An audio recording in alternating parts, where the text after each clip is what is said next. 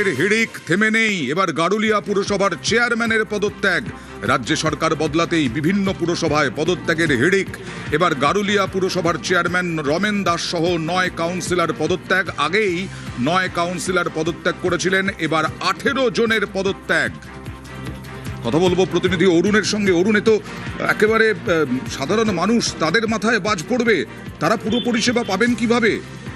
একদমই তাই। দেখো আনন্দা, হালিশহর, ভাটপাড়া, উত্তর ব্যারাকপুর পৌরসভা, আজকে গারুলিয়া পৌরসভায় শুক্রবার দিন 9 জন পদত্যাগ করেছিলেন, যে অফিস থেকে জমা দিয়েছিলেন।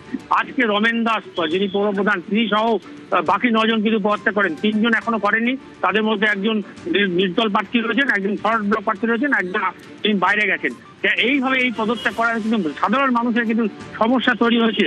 এই যে এত প্রতিদিনের এত পৌরসভার এত ময়লা গার্বেজ কোথায় ফেলবে, কিভাবে ফেলবে, কোনো সুরাহা নাই। ইওকে দায়িত্ব দেওয়া হয়েছে, ইও কতটা সামলাবেন?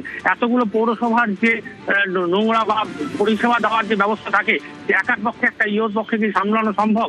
এই যে অচল অবস্থা। কাউন্সিলররা পদত্যাগীরা কি বলছেন, যে তাদের কি বিবেক দেরি করে জাগলো, আর না হলে কি বিজেপিতে যাওয়ার জন্য বসে আছেন, কিন্তু বিজেপি নেবে না?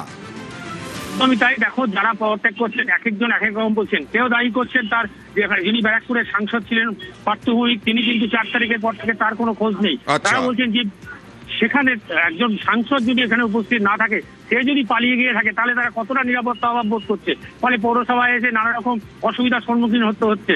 ফলে আবার অন্য কেউ বলছেন যে ভোটের সময় যে ধরনের রেজাল্ট তৈরি হয়েছিল, যে ধরনের ফলাফল এসছে, পৌরসভা ভিত্তিক যদি দেখা যায়, সেখানে কিন্তু বিজেপি অনেক বেশি এগিয়ে। তার মানে মানুষ চাইছে না, সেই তার নৈতিক দায় মাথায় নিয়ে কিন্তু এই পদত্যাগ করলো। দেখা যাক পরিষেবার দিক থেকে মানুষ কিভাবে পান পরিষেবা।